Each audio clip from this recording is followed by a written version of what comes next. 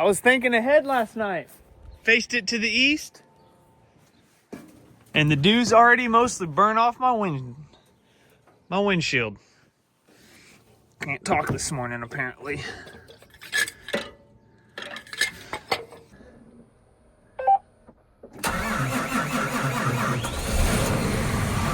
Man, you guys heard that? Makes me think this thing's never gonna start, but it always does. Can't forget my seat warmer today because it's like 35 degrees outside right now, but it'll get warmer, so no big deal. But welcome back to the channel, guys. We have a lot going on today.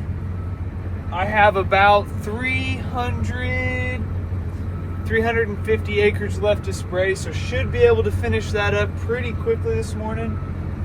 And everything, thank goodness, is right around the shop. So I'm not gonna need Dustin to tend to me, which means him, Dad, and Kyle are all going to be back on the tile projects today. And I will join them as soon as I am done. Woo! There's nothing worse than when these legs are cold.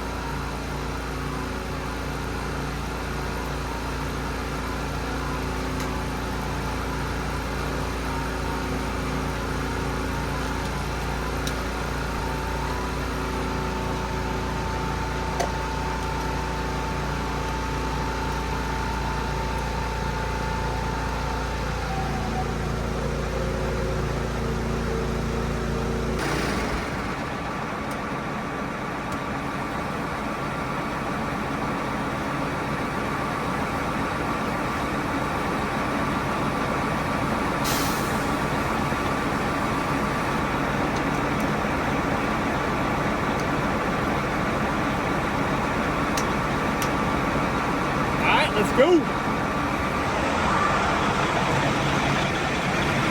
Oh. I had to start the truck for air. Might want to shut that off. No need to leave it running.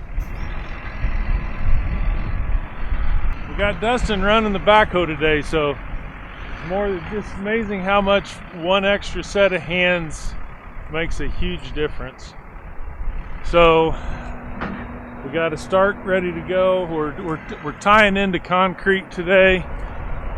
We got Kyle stringing.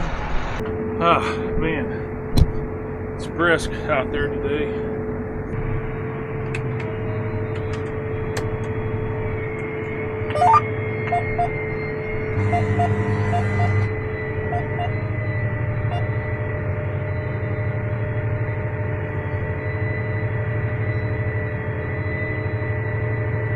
Dustin's just getting his feet wet as far as digging starts. He's doing okay. He's catching on pretty quick.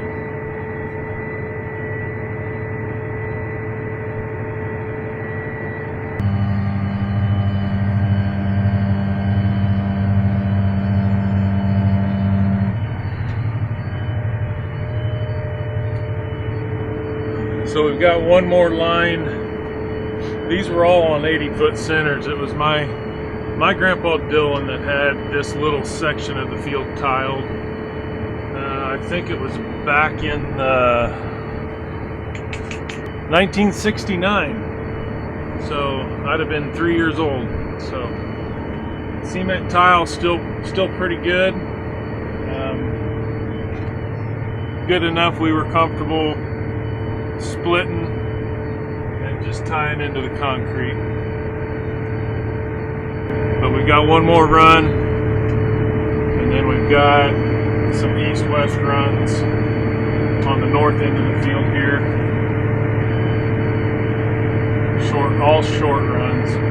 We had one run Kyle and I did yesterday where I got hung up. We really weren't that deep. It was only like 42 inches. But the ground is so hard. And it hung the tractor. So we had to go get another tractor to finish pulling the line in. So the way this works is I use the plow to survey the line, and that's that top line right here. That's where I surveyed it. This is the line I'm plowing in right now on the parameters that I put into the computer as far as depth. So I'm 38 inches is my target depth. I think 1500's grade is my minimum, 50-inch maximum depth, 30-inch minimum depth. But it'll do whatever it can to put that line in at my target depth.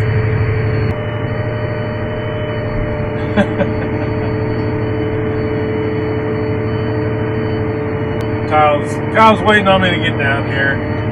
Instead of just cutting it off where he's new enough at stringing that we end up with too much extra most of the time. So we'll get down here and we'll have him cut it off with the plow and plug the tile, and I'll finish plowing it in.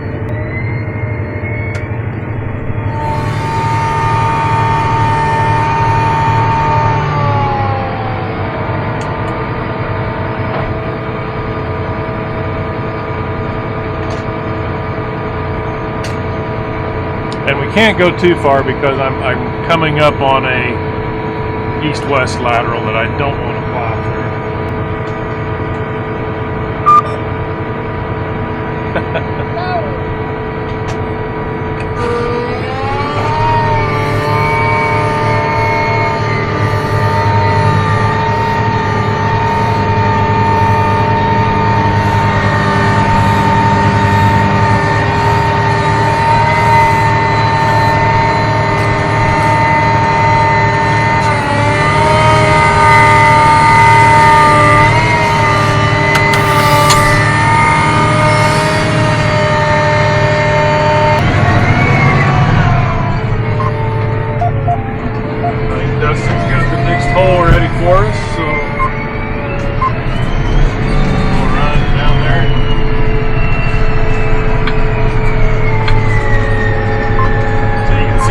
I've already surveyed it, so I'll choose that line.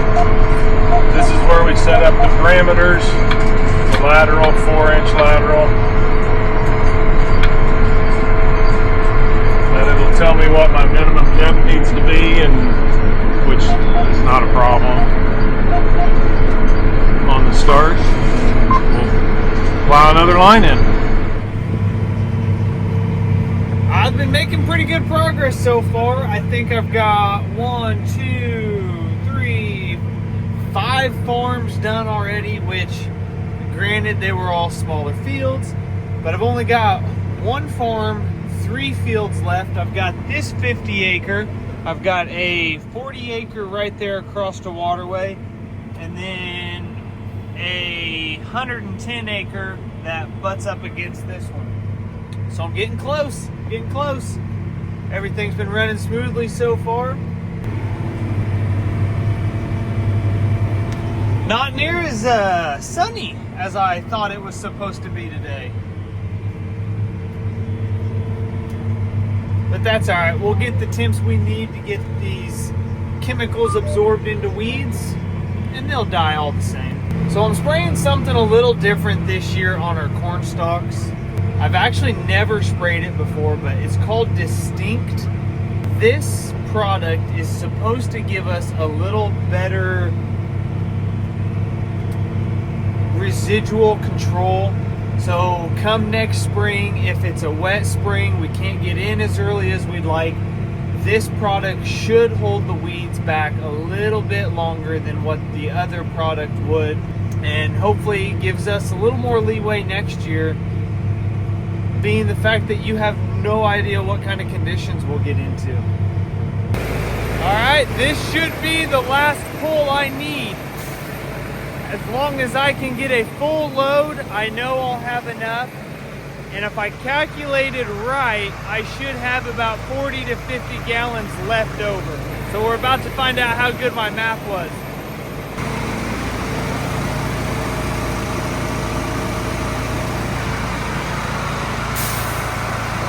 Well, that's nowhere near a full load.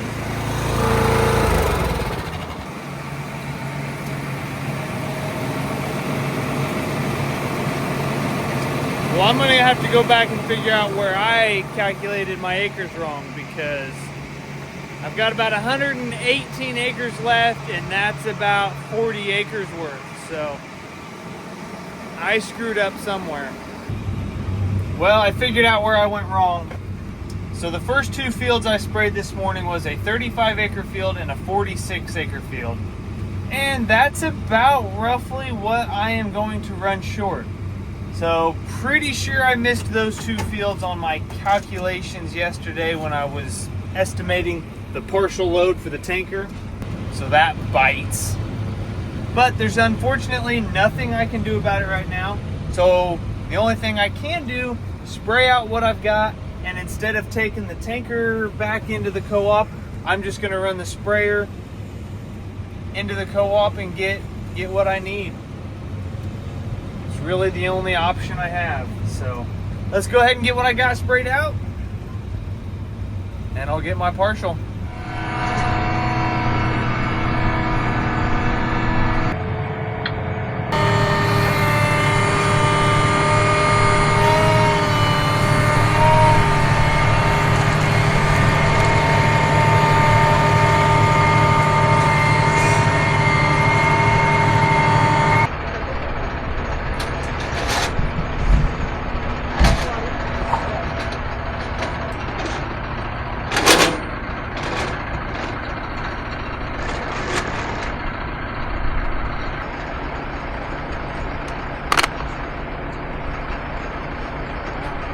Piece of cake.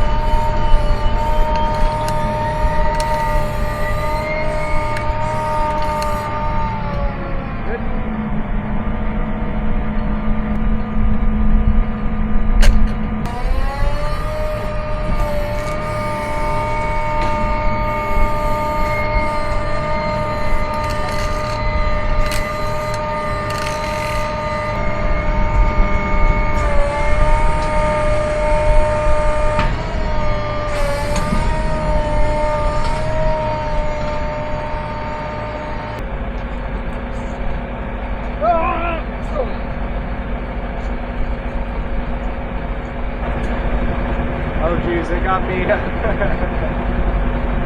did not know that was there. Hey Mom, look at that. I found your artificial flower only about 500 yards north of the house. Can you guys tell it's been a little windy here lately? But hey, it's right there. I should probably get out and get it, but I ain't got time for that. I'll come back and get it for her though. Yep, that confirms it. 78 acres left, and that is exactly how many acres my first two fields were. So definitely left those off my calculation. The one thing I am happy about is I can fit 125 acres in one load. So at least I'm only going back to the co-op for one partial. And it's not like I got 130 acres left and I won't be able to carry it all. So, off to the co-op I go. Well, that took way longer to drive up there and drive back than it took to actually fill the tank. But that doesn't matter. We are running and we should have plenty of product to finish this field. I've literally got from here over, there's a road where that bin is, so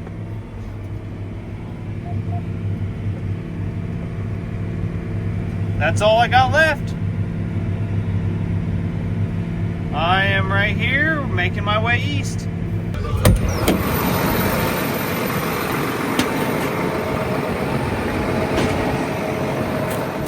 All right, you guys got me feeling guilty.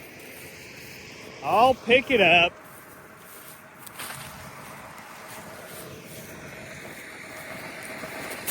And that'll do it. I've got 26 gallon extra, which is perfect. I'd have been nervous if I had any less than that. But the way I'm gonna get rid of that is I'm gonna come over here to my target rate. I'm gonna go ahead and cut it in half. Turn my section control off. And I'm just gonna drive out across the field.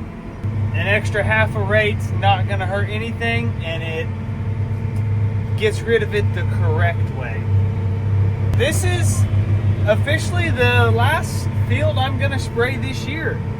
So I'm going to begin the clean out process on this, which, being that we're gonna winterize it next, is a pretty intensive. It's not real bad, it just takes a lot of time, a lot of rinsing over and over and over. This took a lot longer than I expected it to. I thought for sure by now I'd be out with the guys helping them tile, but I'm sure they're getting along just fine. Nope, and there we go. Solution pump has run dry, so we're empty. Time to start clean out.